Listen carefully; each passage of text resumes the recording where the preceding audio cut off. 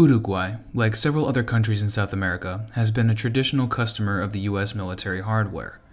In Uruguay's case, the first example were 40 M3A1 Stuart light tanks delivered in 1944 and 1945. In the years following the Second World War and the Korean War, obsolete armored vehicles, which were no longer deemed as required for the current situation of the US military, were given as military aid to US allies, particularly in Latin America. It was in this context that Uruguay would receive 17 M24 Chaffee light tanks in 1957 and 1958, which would proceed to remain in service with the Uruguayan army all the way to 2018, an impressive 60 years of service. Hello and welcome to another Tank Encyclopedia voiced article. I'm your host Wood, and today I'll be covering Uruguay's use of the M24 Chaffee light tank. If you like our videos and want to support us, please consider donating on Patreon or PayPal. All of the funds will be used to improve future Tank Encyclopedia content. Any help is greatly appreciated. Uruguay is located on the east coast of South America, between the two largest countries of the continent, Argentina and Brazil. It has traditionally maintained cordial relations with both. At the same time, in the decades following the repression of the Blanco Revolt in 1904, Uruguay managed to evolve into what was at the time one of the more democratic and stable nations of South America. Though this was interrupted at times, notably with a coup in 1934, Uruguay remained one of the more prosperous and peaceful nations of the continent. As such, the need for a large fleet of armored vehicles was somewhat wasted on the South American nation. The first armored vehicles of Uruguay were a small fleet of 3 Citroën P-28 armored cars, received in 1933 and 1934, used by the Guardia Metropolitana Uruguayana, a unit of the Uruguayan police force located in Montevideo. For a decade, these would remain the only Uruguayan armored vehicles, before Uruguay's involvement in the Second World War alongside much of Latin America, on the side of the United States, resulted in the small country receiving a fleet of 40 M3A1 Stuart light tanks in 1944 and 1945. These tanks would be the most modern armored vehicles of Uruguay in the following years. By the late 1950s, they were becoming fairly obsolete even by South American standards. While the Stuart was still very commonly used by other South American armies, notably Brazil, somewhat more potent vehicles were also commonplace. Argentina, for example, operated a considerable fleet of Sherman tanks, including some Fireflies of British origin. At the same time, with the conclusion of the Korean War, World War II dated American surplus armor was really cheap. In 1957 and 1958, Uruguay purchased a complement of 17 M24 Chaffee light tanks from the United States military. Deliveries were completed on September 30th, 1958. This was part of the American Military Assistance Program, or MAP, under which U.S. provided military equipment to aligned nations within the context of the Cold War. These tanks did not come from the mainland U.S., but were instead delivered from U.S. Army stocks in Korea. A considerable amount of spare parts were likely delivered along with these, as well as in the coming years. Along with the Chaffees, Uruguay received a bonus Sherman-based M24 armored recovery vehicle. Introduced by the US in the later stages of the Second World War, the M24 was a potent light tank fitted with a 75mm M6 gun, which featured considerable firepower against infantry and, by World War II standards, even other armored vehicles outside of heavy tanks and the heaviest of mediums. The tank was mobile and fairly easy to maintain, and incorporated an M2 Browning 12.7mm 50 caliber machine gun on top of the turret. It was to be fired at an anti-aircraft role by a man standing on the engine deck, as well as 2 30-06 M1919-84 machine guns, 1 coaxial and 1 in the hull, operated by the assistant driver, who also was the radio operator. With a crew of 5, incorporating a driver, assistant driver, commander, gunner, and a loader, the tank featured effective division of tasks. All of these made it a fairly attractive light tank for internal security purposes. Although the more modern M41 featured considerably superior anti-armor capabilities, this was not particularly important in the context of a South American country neighboring other countries which mostly operated other World War II American tanks, and maintained cordial relations with Uruguay. The tanks were delivered to the Batallón de Infantería el 13, founded in 1904. After receiving the M24s, the regiment was renamed to the Batallón de Infantería Blindado el 13. They formed the Compañía Blindada de Tanques, created on July 12, 1958. 2 tanks formed a command section while the remaining 15 were divided into 3 platoons of 5. The tanks appeared to first have been used in a unicolor camouflage, likely olive drab. They received Uruguayan army roundels, comprising a blue roundel in the center, circled by white, and then further circled by blue, with a red bar going through the roundel diagonally. Later, likely in the 1960s, the tanks were given a 4-color scheme, comprising yellow, green, brown, and a dark brown bordering on black. They also retained the same roundel and featured the number of the tank from 1 to 17. The vehicle's registration number ran from E3001 to E3017. At some point, likely in the 1960s, one of the tanks was also fitted with a Dozer Blade designed by Alferez Otto Gosweiler. Alferez is basically a junior military rank in the armies of Spanish and Portuguese-speaking militaries. This Dozer Blade was mounted on vehicle 16, one of 2 vehicles belonging to the command section, which makes sense as a vehicle given special tasks could be required by any part of the battalion. This singular vehicle appears to have retained the Dozer Blade ever since.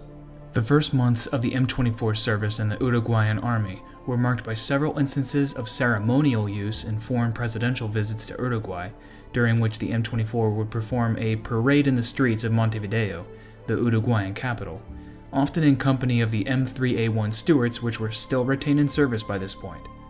The first of such instances was a parade on April 7, 1958, on the visit of Argentino President Arturo Frondizi. This was the first public appearance of the M24 in Uruguay, mere months or weeks after the vehicles were delivered. They performed a parade again during U.S. President Dwight Eisenhower's visit to Uruguay on March 2nd to 3rd, 1960, alongside the M3A1 Stuarts. The 1960s were a decade of turmoil in Uruguay, with an economic crisis caused by struggling Uruguayan exports causing significant unrest and political uproar. This led to the rise of an armed revolutionary left-wing movement known as the Tupamaros, or MLNT. This stood for the Movimiento de Liberación Nacional Tupamaros, which would progressively grow more violent. In 1968, the Uruguayan president, Jorge Pachero, declared a state of emergency which would see the military largely deployed in the streets.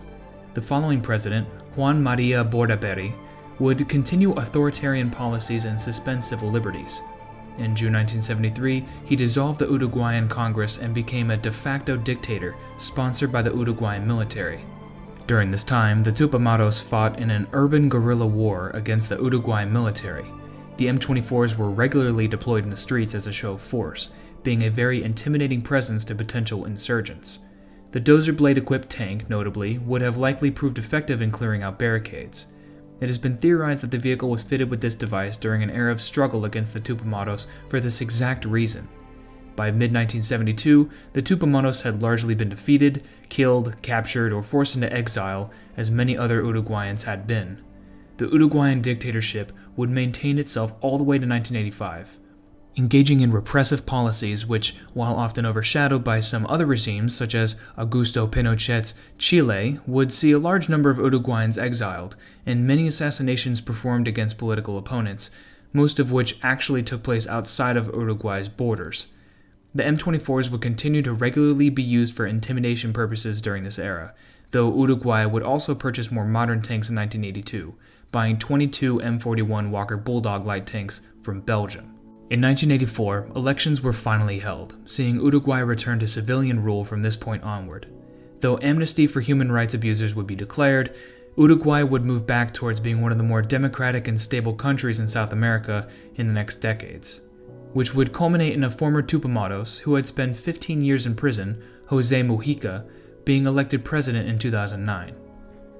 At the same time as Uruguay was transitioning back to democracy, the M24s and their original twin Cadillac engines, producing 220 horsepower, were simply worn out by more than 30 years of active military service. Therefore, it was decided to switch the power plant of the tanks. For this purpose, the Brazilian company Bernardini was contracted. Some sources refer to this modernization as having occurred in 1983, while some others mention 1987. The M24s were refitted with the Saab Scania DN11 220 to 230 horsepower engine, a Swedish industrial truck engine manufactured in Brazil. A turbocharged version of the same engine family, the DS11, was notably fitted in the Brazilian X1 series of light tanks. This was a commercially available engine for which parts could easily be sourced. It was coupled with a GAV 762 automatic gearbox. Other modernizations performed around the same time, though not necessarily by the Brazilian company, included refitting the M24 with modern radio equipment, fitting an ammunition ready rack in the turret, and reboring the M1919A4 machine guns to fire 7.62x51 NATO. The position of the M2 Browning was also changed, with it now put further forward more in the turret. Now it could be operated by the commander reaching out of his cupola rather than by a man standing on the engine deck. Some sources refer to the upgraded M24 as M24 UR, with UR standing for Uruguayano Repotenciado, or Uruguayan Repowered. However, it is unknown if this is official or if it's just colloquial. At some point following their modernization, the M24s were given a new camouflage scheme, resembling the American woodland scheme, with a dark brown or black, a lighter brown, and a dark green color. The roundel was removed. On some photos, the number of the vehicle is retained in a dark color on the turret side, while on some others, no vehicle number is found at all. The 1990s saw the 13th Armored Infantry Battalion, in which the M24 were operated, receive a fleet of 15 BVP-1s purchased from the Czech Republic. These more modern infantry fighting vehicles would be operated alongside the M24s within the battalion's fleet during the coming decades. Other purchases from the 90s include, for example, Tehran 5SH main battle tanks and 2S1 self-propelled artillery pieces. Some rumors stated that the M24 were retired around 2012 or 13, but this is nothing more than a misconception. The process of retiring the M24s started as early as the 4th of June 2011, when it was announced that Brazil would donate 25 M41Cs to Uruguay.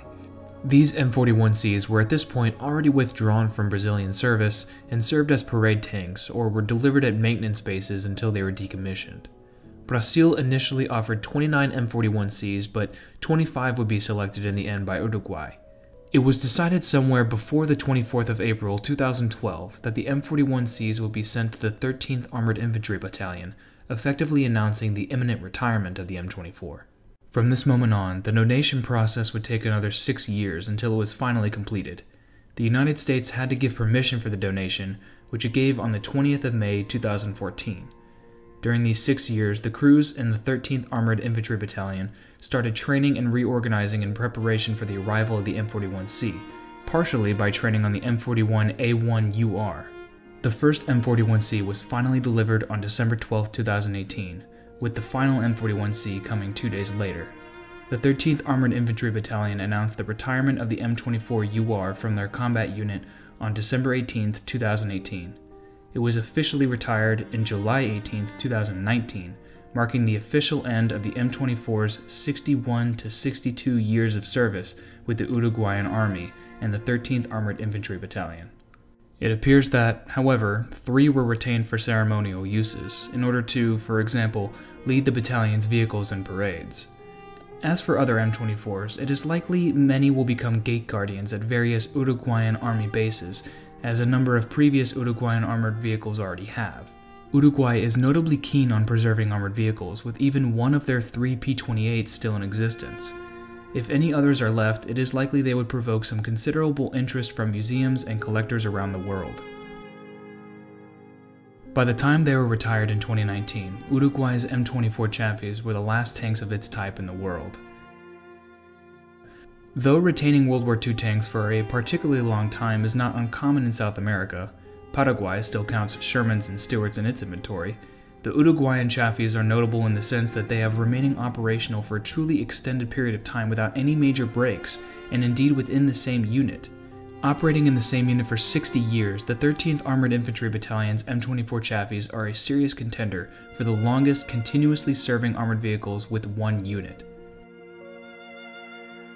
While the vehicles are no longer operational in Uruguay, it appears that they will continue to feature in years to come for ceremonial and decorative use, a well-deserved honor after seeing generations of tankmen in the same light tank. This concludes our video on Uruguay's fleet of M24 Chaffees. If you like this video, please leave a like and a subscription. You can find more information relating to this vehicle in the full article, which is linked in the description. If you like what we are doing and want to let us continue working on these videos, please consider donating on Patreon or PayPal. All of the funds will be allocated to improving our articles and videos for you. Until next time, keep us in your sights.